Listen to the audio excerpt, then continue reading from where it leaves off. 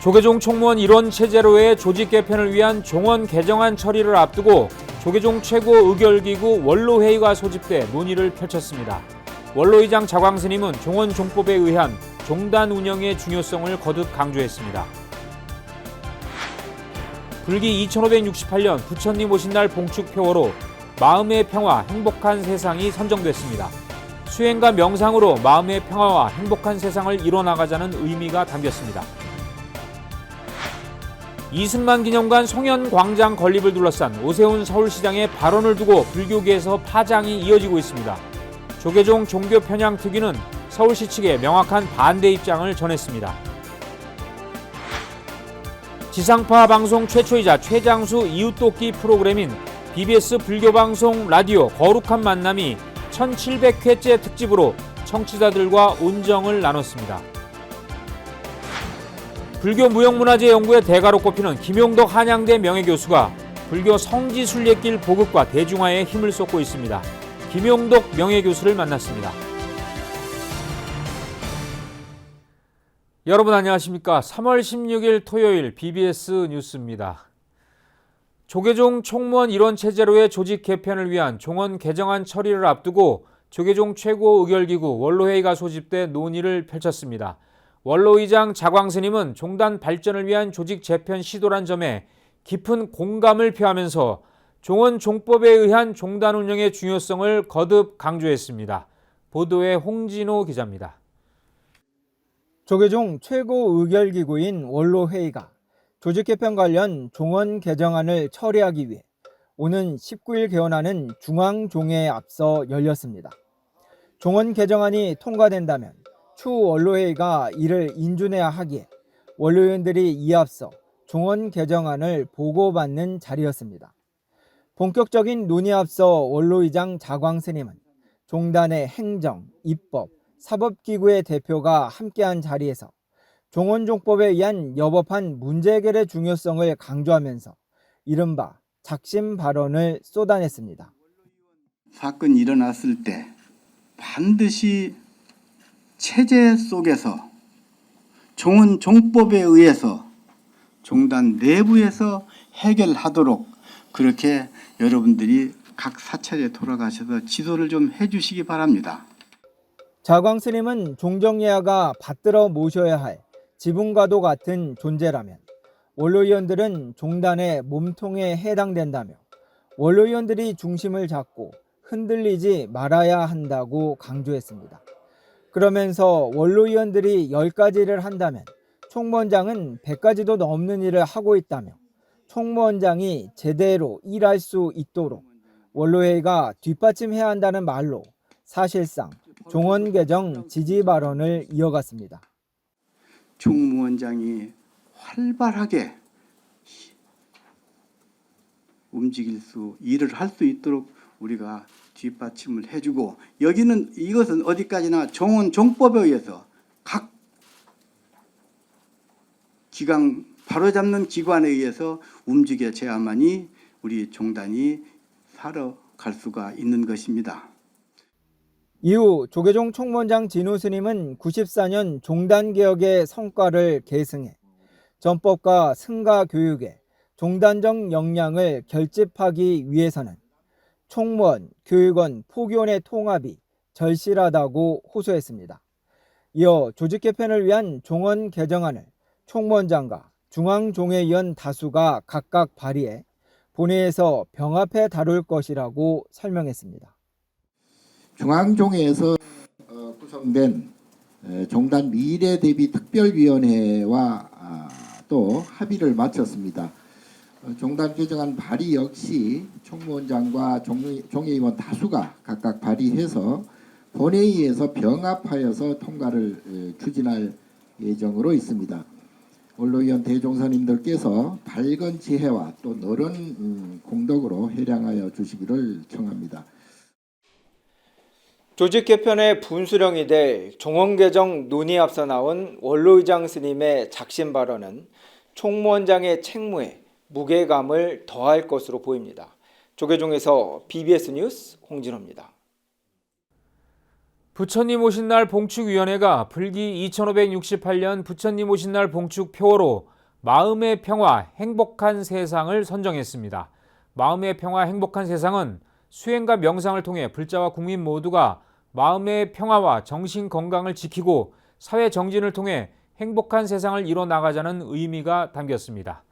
또 연등의 포스터는 연등의 화합과 연속성을 주제로 종교, 남녀, 국내외, 계층 등 다름과 차이를 넘어 배려와 화합, 평등의 사회적 포용성을 실천하는 연등회의 가치를 반영했습니다.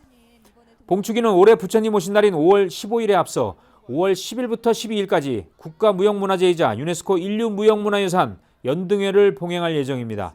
연등회 하이라이트인 연등행렬은 5월 11일 저녁 7시 흥인지문에서 종각사이 구간에서 펼쳐지고 이날 밤 9시 30분 무렵 종각사거리에서 대동 한마당이 이어집니다. 이승만 기념관 건립 장소로 서울 송현광장 가능성이 가장 높게 논의되고 있다는 오세훈 서울시장의 발언을 두고 불교계에서 파장이 이어지고 있습니다. 송현광장 현장에서는 시민사회 단체들의 관련 집회가 이어지는 가운데 조계종 종교 편향 특위는 서울시 측에 명확한 반대 입장을 전했습니다. 이석호 기자입니다. 오세훈 서울시장이 이승만 기념관 건립과 관련해 열린 송현 녹지광장을 유력한 부지로 거론하면서 불교계가 거세게 반발하고 나섰습니다. 조계종 종교편향특위 위원장 선광 스님을 비롯해 위원 스님들은 서울시 관계자들과 면담을 가진 자리에서 조계종과 태고종 총무원 사이 위치에 이승만 기념관이 들어서는 데 대한 명확한 반대 입장을 전했습니다. 선광 스님은 송현광장은 당초 오세훈 시장이 약속했던 이건희 미술관과 시민을 위한 공원으로만 사용해야 한다고 강조했습니다. 저는 건국 대통령이라고 하는 것도 고위 공직자들이 함부로 이야기해서는 안 된다. 국민 정서에 반한 행위다. 저는 그렇게 보고 있습니다. 그분들이 발언하는 건 자유겠지만은 고위 공직자나 국가 원수나 서울시장 같은 경우는 선출직입니다. 국민들에서 부여된 권리입니다. 권력을 가지고 있습니다. 국민을 살피지 않는 나라면은 국민의 여론을 살피지 않는 나라면 자격이 없다고 저는 생각합니다. 이에 서울시 관계자는 아직까지 확정된 건 없다며 검토 과정 중이라는 원론적인 답변만 되풀이했습니다. 아직 저희가 여러 차례 저희 총무원 쪽에다가도 설명을 드리고는 했습니다만 확정되거나 그러지는 않았습니다. 다만 이제 여러 가지 장소 검토 요청이 와가지고 쭉 검토하는 과정에 있는 지금 상황이고요. 거기를 어디를 한다 아직까지 거기까지는 저희는 가지를 않았습니다. 선광 스님은 이승만 기념관 부지와 관련해 오세훈 시장이 직접 나서 조속한 시일 내에 명확한 의견을 밝혀야 한다고 지적했습니다. 그렇지 않는다면 서울시 항의 방문과 단식 농성 등을 통한 저지운동에 나서겠다는 뜻을 분명히 했습니다. 그런 것을 만약 그러시면 저희들 행동하겠습니다. 그건 행동은 여러 가지가 있겠습니다. 서울시청을 항의 방문하든지 아니면 서울시 광장에서 단식 농성을 하든지 그 방법은 여러 가지가 있습니다. 그저 비폭력적인 방법을 통해서 저희들은 꼭 저지할 겁니다. 이런 가운데 이승만 기념관 건립 예정지로 거론되고 있는 송현광장에서는 각계 시민사회 단체들의 시위가 이어졌습니다. 이들은 이승만 기념관 건립 추진에 대해 헌법을 정면으로 부정하고 국민을 무시하는 발상이라고 주장했습니다. 그러면서 오세훈 시장은 국민적 합의 과정도 생략한 채 녹지광장이 자신의 사유물인 것처럼 부지로 내놓겠다는 오만방자한 발상을 당장 거둬들여야 한다고 비판했고 정부를 향해서는 일체 지원을 즉각 중단하라고 촉구했습니다. 헤아리기 어려운 이렇게 답답함을 준 사람의 기념관을 이곳에 송현광장에 세우는 것은 아주 곤란한 일입니다. 늘 높은 담장에 가로막혀서 갑갑했던 마음을 후련하게 해서 시민의 품, 국민의 품이 넉넉해졌는데 다시 눈과 마음을 답답하게 하지 않으면 좋겠습니다. 서울시는 아직 아무것도 결정된 바 없다는 입장만 반복하고 있는 가운데 이승만 기념관 송현광장 건립을 둘러싼 논란은 쉽게 가라앉지 않을 것으로 보입니다. BBS 뉴스 이석호입니다. 조계종 포교원이 명상 상담의 대내외적 현황과 활용 모델 등을 논의했습니다. 포교원은 어제 한국불교역사문화기념관 국제회의장에서 명상 상담의 현황과 과제를 주제로 제83차 포교종책 연찬회를 열었습니다. 첫 번째 발제자인 인경스님은 명상 상담은 고집 멸도를 중심으로 경청과 공감, 명료화, 고통 소멸의 체험 단계, 실천의 단계인 4단계 절차로 이루어진다며 상담 현장에서 활용되는 명상은 매우 다양해 맞춤형으로 진행될 수 있다고 소개했습니다. 조계종 포교원장 선업스님은 최근 들어 상담의 주요 영역으로 떠오른 명상 상담이 현대사회에서 어려움을 겪는 이들을 돌보는 중추적 역할을 하게 될 것이라고 강조했습니다. 불교적 교의를 바탕으로 한 명상 상담 분야는 현대사회에서 과도한 스트레스라든가 디지털 가속화로 인한 변화로 많이 일어나고 있는 자살 충동, 우울, 좌절 등의 어려움을 겪는 사람들을 케어하는 아주 중요한 역할을 하고 있죠. 또한 정신건강 회복에 크게 기여하고 있는 것이 현실이라고 보여집니다. 이 밖에 한국명상심리상담연구원장 서광스님은 전통 불교 수행을 기반으로 서양의 정신치료와 뇌과학을 결합한 RHS 명상 상담을 소개했습니다.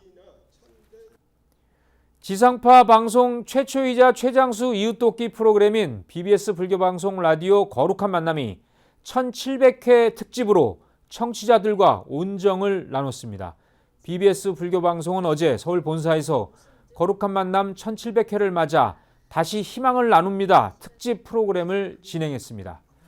방송에는 지난해 9월 15일 소개됐던 난소암 환우 김민아 씨가 출연해 청취자들에게 감사 인사를 전하는 등 지난 방송에서 청취자들의 가슴을 뭉클하게 한 이들이 함께했습니다. 김민아 씨는 간과 폐로 암이 전이가 돼 계속 치료를 해야 하는 상황이라며 비급여 항암제를 쓰느라 병원비 감당이 어려웠는데 거룩한 만남의 후원 덕분에 치료를 이어갈 수 있었다며 고마움을 전했습니다. 이번 특집 프로그램을 통해 일주일간 답지하게 될 성금은 이달 방송에 출연하는 어려운 이웃들에게 전달됩니다. 이와 함께 지난해 엔젤만 증후군이란 희귀 난치병을 앓고 있는 14살 현승민 군의 어머니와 장난감 내부 자석을 삼켜 폐혈증이 생긴 몽골 어린이 미셸의 아버지 김민수 씨도 출연해 감사 인사를 전했습니다. 조계종 전국 비구니회가 불교적 관점에서 죽음에 대해 이해하고 죽음 준비와 명상, 의례, 심리 상담 등을 살펴보는 지도자 과정을 개설했습니다. 전국 비구니회는 지난 14일 서울 전국 비구니회관 1층 메따 광장에서 조계종 교육원 승려 인증 연수 교육의 일환으로 삶과 죽음의 바른 이해 안내를 주제로 한 죽음 준비 교육 지도자 심화 과정을 개강했습니다. 첫 강사로 나선 전국 비구니회장 광용 스님은 죽음을 준비하는 것은 아름다운 삶을 꾸려가고 아름다운 날을 맞이하는 것이라며 죽음 준비 교육의 필요성을 강조했습니다. 죽음 준비 교육 지도자 심화 과정은 오는 5월 3일까지 매주 목요일 오후 2시 전국 비구니회관에서 대면과 비대면으로 진행되며 교육을 이수하면 승려 인증 점수 30점이 부여됩니다. 청년고찰 경산 불굴사가 동국대 건학위원회에 장학금 1,000만 원을 기탁하며 미래 청년불자 양성에 힘을 보탰습니다. 동국대 건학위는 지난 13일 본관 회의실에서 제60회 지역 미래불자 육성 장학증서 수여식을 열고 장학생으로 선발된 재학생 10명에게 각각 100만 원의 장학금을 수여했습니다. 불굴사 주지 덕관 스님은 이제야 인연을 맺게 돼 미안하게 생각한다며 동국대 건학위의 인재불사 장학제도에 지속적으로 동참하겠다고 약속했습니다. 이에 장학생들은 학업에 전념하면서 많은 이들에게 부처님 법을 전하는 데 정진해 나갈 것을 서원했습니다. 서울 서남권의 포교 중심 도량 조계종 목동 국제선센터가 자비의 쌀 1,000kg을 이웃에 전하며 자비 나눔을 실천했습니다. 국제선센터는 어제 조계종 공익기부법인 아름다운 동행 사무실을 찾아 형편이 어려운 주변 이웃을 위해 사용해달라며 자비의 쌀 1,000kg을 한솔종합사회복지관에 지정 기탁했습니다. 국제선센터는 지난 2010년 11월 개원한 이후 사중에서 기도를 회향할 때마다 공양미를 지자체와 지역 복지시설에 기탁하는 등 지역 사회를 위한 자비 나눔을 앞장서 실천해 오고 있습니다. 전북특별자치도 군산 성흥사가 자비의 쌀을 관내 어려운 이웃들에게 나눔하면서 꿈과 희망을 전했습니다. 성흥사 회주 송월 스님은 군산시 성산면 행정복지센터를 방문해 신도들의 정성이 담긴 10kg 백미 100포를 최우진 면장에게 기탁했습니다. 그동안 지역사회 곳곳에 소외된 이웃들과 재소자들의 교화에 앞장서온 송월 스님은 이러한 봉사활동을 인정받아 제74주년 교정의 날 기념식에서 국무총리 표창을 수상했습니다. 성흥사 불자들이 이번 열반제일을 맞이해서 우리 지역민의 어려운 분들 이렇게 십시일반 좀 좋은 일 좀 하자 하고 이렇게 마음을 모았습니다. 서해 문인화 부분의 명인이기도 한 송월 스님은 직접 그린 달마도를 불자들에게 보급하면서 부처님 법을 널리 알리고 있습니다.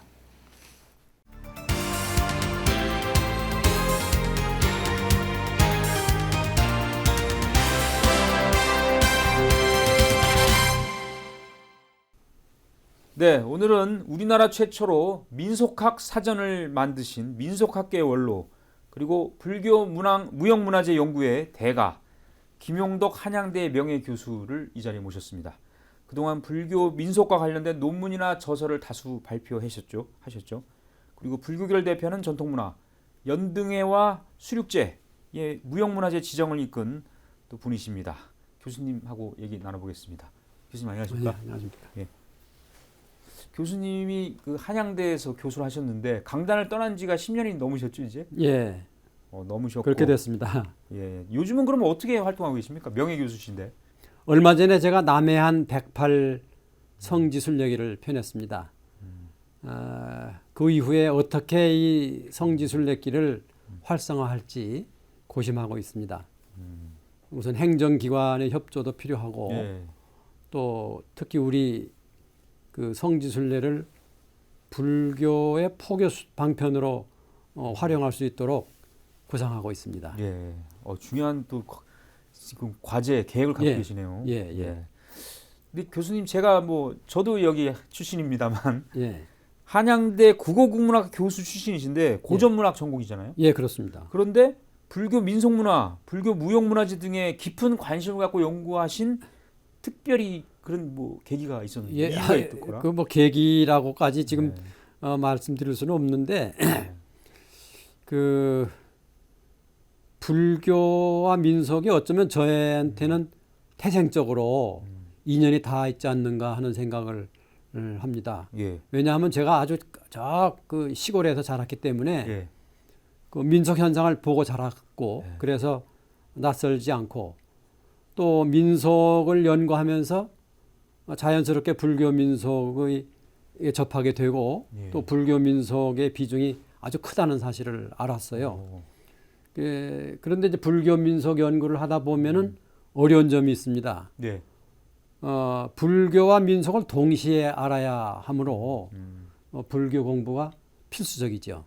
예, 그래서 불교를 열심히 공부했습니다.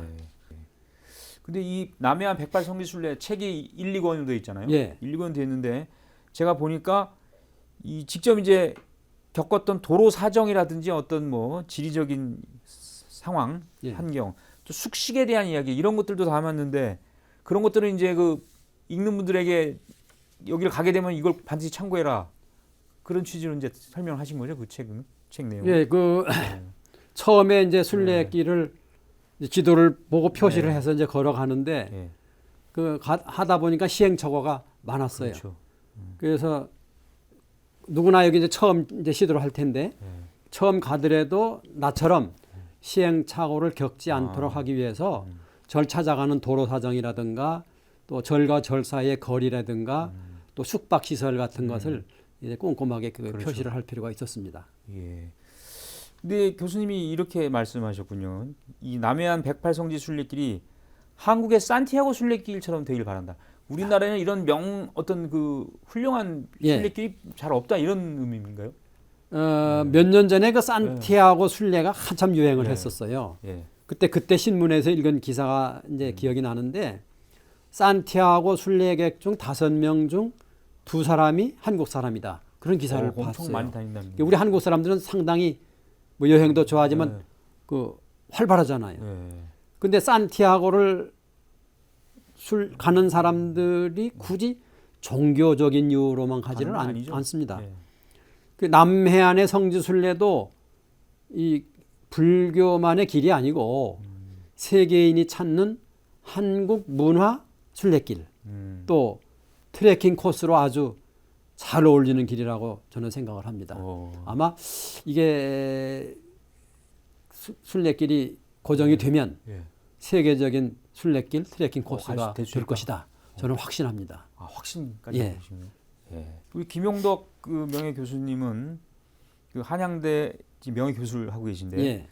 그 그러니까 조계종의 성보위원이라는 이 직책이 있고요. 성보위원 있습니다. 성보위원 있고 문화재청의 문화재 전문위원, 전문위원, 문화재위원 뭐 이렇게 예. 있는데 다 하시면서 그 특히 이제 불교 무형문화재 발굴에 애쓰셨죠 그 동안에. 그 동안에 많은 활동을 하신 것 같은데. 예, 저기 예. 우리나라 국보하고 보물이 있는데 예. 그런 문화재 가운데 불교 문화재가 약 68% 정도 됩니다. 국보와 보물은 대부분 이제 불상이라든가 탑이라든가 이런 유형 형태가 있는 유형 문화재인데 무형 문화재는 겨우 5종밖에 문화재 등재가 안 됐어요. 그러니까 영산재, 연등회, 수륙재, 불복장, 단청 그런 정도가 이제 등재해 있습니다. 그래서 무형 문화재를 더 많이 국가 문화재로 등재하기 위한 그 후보 종목을 만들었습니다. 제가 성보위원으로 있으면서 그래서 그거를 이제 종단에다가 제시하고 종단에서도 이 무형 문화재의 가치를 인정하고 이걸 지정을 해야 된다 하고 종법을 바꿨어요. 불교 문화재가 국가 무형유산 등재가 그동안 잘 안 됐다고 이거 얘기할 수 있는데 그 이유가 그럼 가장 어디 있다고 보십니까? 이 불교 문화재가 이제 국가 무형유산으로 등재되지 않은 것은 순전히 불교계의 탓이에요. 문화재 등재를 위해서 더 많이 발굴을 하고 체계화하고 연구를 게을리한 탓이죠. 앞에서 말씀드린 대로 총무원 문화부에서 무형문화재 목록을 작성을 했죠. 처음 몇 년간은 조사를 하다가 코로나가 왔어요. 코로나가 오면서 중단되었습니다. 그리고 성보위원회가 있는데 구성되어 있는데 지금 코로나 이후로 회의를 한 번도 못했어요. 예를 들면 바루공양 있습니다. 또 바루공양은 이 시대 상황과 생태 환경과도 아주 긴밀히 관계되어 있어요. 세계문화유산 그 유네스코에서 요구하는 사항에 바로 이 생태 환경도 들어가 있어요. 그래서 이게 이제 정리해서 등재를 하면 이거 아마도 세계문화유산 등재도 등재할 수 있는 요건도 갖추고 있다. 저는 그렇게 보고 있습니다. 또 다비 그다음에 이제 바루공양 외에도 다비 의식도 우리나라만 가지고 있는 고유한 풍속이죠. 또 불교 지화도 이게 조사하고 정리해서 신청하면 문화재 지정이 가능한 높은 문화유산이다. 그렇게 봅니다. 지금까지 남해안 108성지순례 책을 쓰셨고 우리나라 최초의 민속학 사전도 만드신 민속학계 원로 한양대 명예교수이신 불교 무형문화재 연구의 대가 김용덕 명예교수님과 얘기 나눴습니다. 오늘 대단히 고맙습니다. 감사합니다. 이상으로 3월 16일 토요일 BBS 뉴스를 마칩니다. 시청해주신 여러분 고맙습니다.